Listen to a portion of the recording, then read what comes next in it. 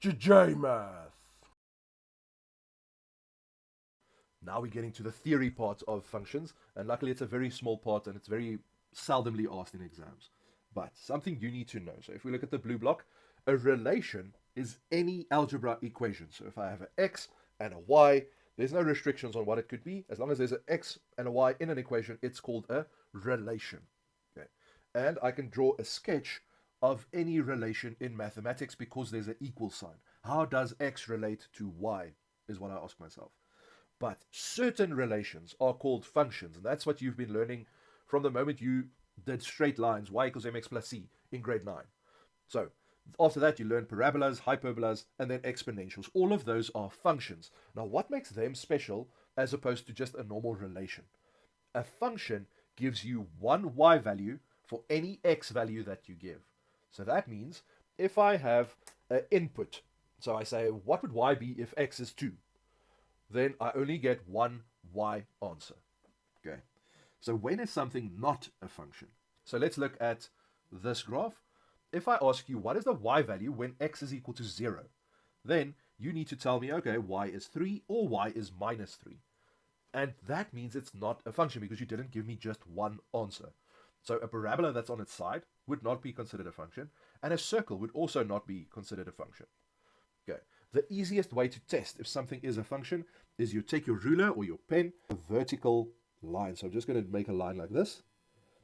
And I'm going to move my pen or my ruler or whatever from side to side. So if I move this from side to side, if the graph touches this line more than once, then it is not a function. It does not pass the vertical line test.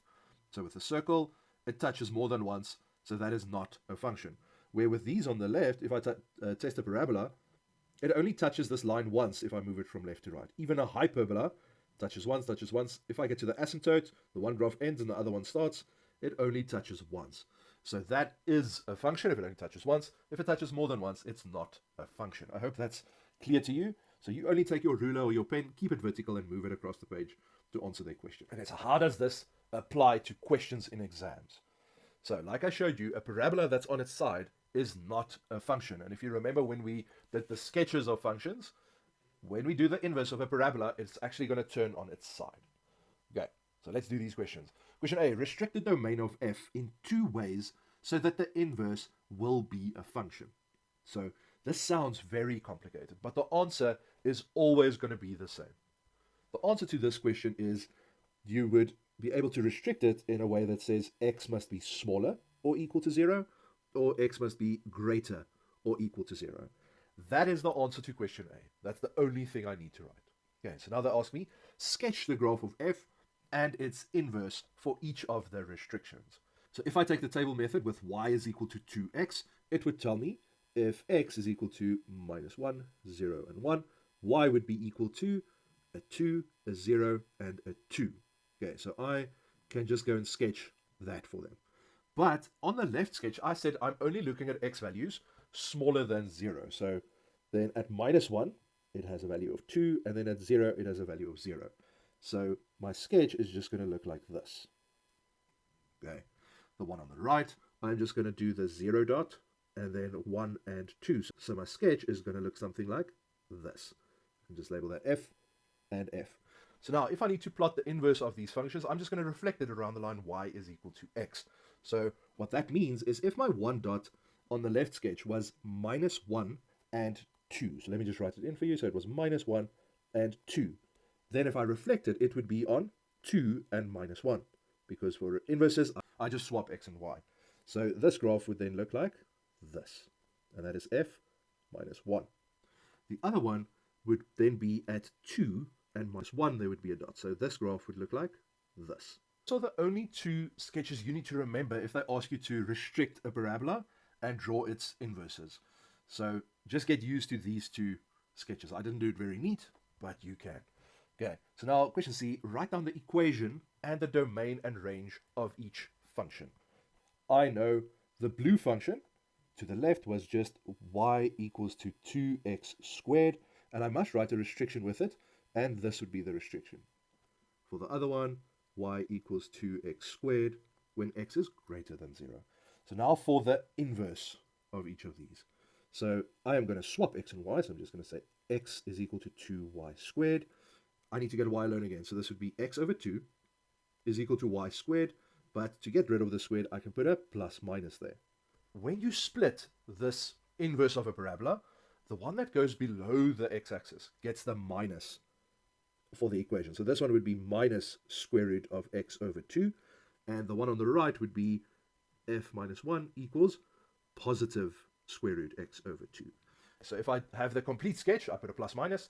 But if I split them, I need to show them that I know which one goes where. So let's look at the domain and range of each. Domain on the left sketch of f would then be what I restricted initially. So x smaller or equal to 0. Okay, the range, that graph only exists when y is greater than 0. So only above the x-axis. So I can then say y is greater or equal to 0. Now to get the domain and range of the inverse, those answers are just going to swap. So for the domain, it would be x is greater or equal to 0, and the range would be y is smaller or equal to 0. So I want you to see that this answer is the same as this answer, and then this one goes there. So with domain and range for inverses, it just swaps around. Okay, let's see if that rule also applies with the graph on the right. In this case, my domain would be x is greater or equal to 0, and the range y is greater or equal to 0.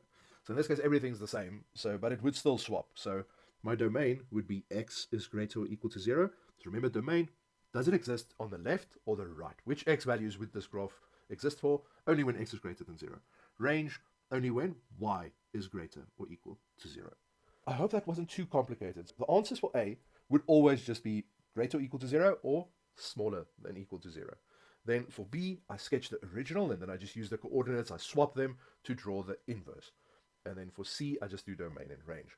Let's try this again, but now if it's a negative parabola. So in this case, I am going to restrict the domain of f so that the inverse is a function. Once again, the answer does not change, because for the function they give me, the turning point is on 0, 0. So this turning point would be on 0, 0. And therefore, if I restrict it, I must always restrict it on the x value of the turning point.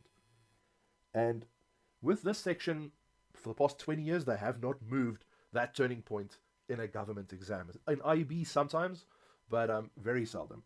So the answer to question A would always be x is smaller or equal to 0, and for this one, x is greater or equal to 0. I'll sketch the graphs of f and its restriction.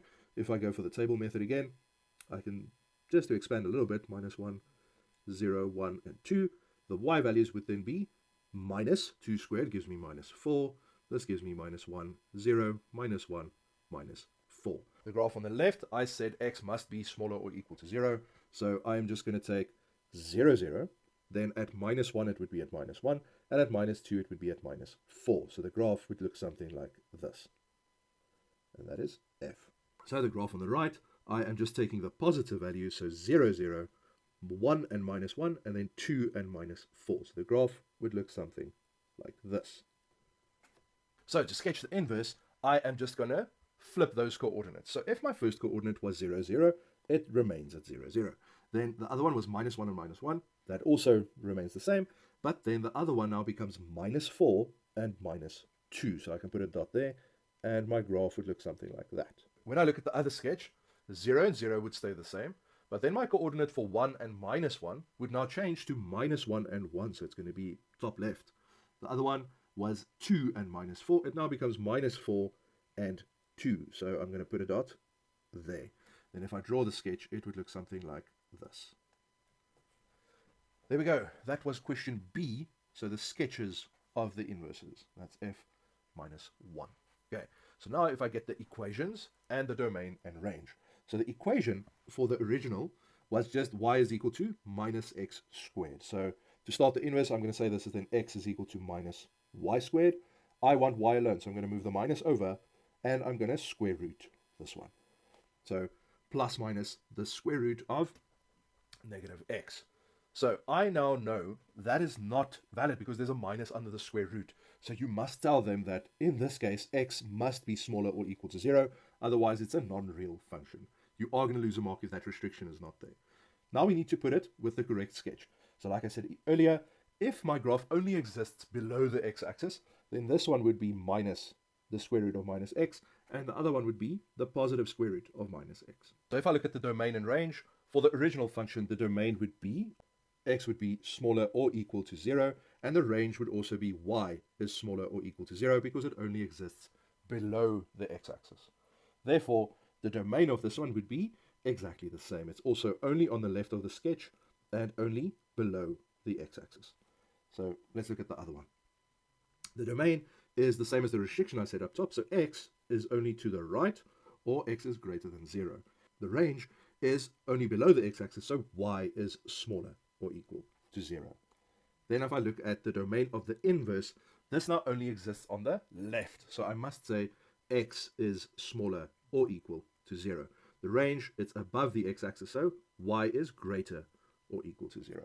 So once again, I want you to see that this part was the same as this part, and then this one was the same as that one. So the domain and range values swap when I talk about inverses. Okay, great. That was the interpretation of these inverse sketches. Can be quite tricky sometimes, but most of the work is quite easy if you just practice a bit. If this video helped you, please like and subscribe. JJ man!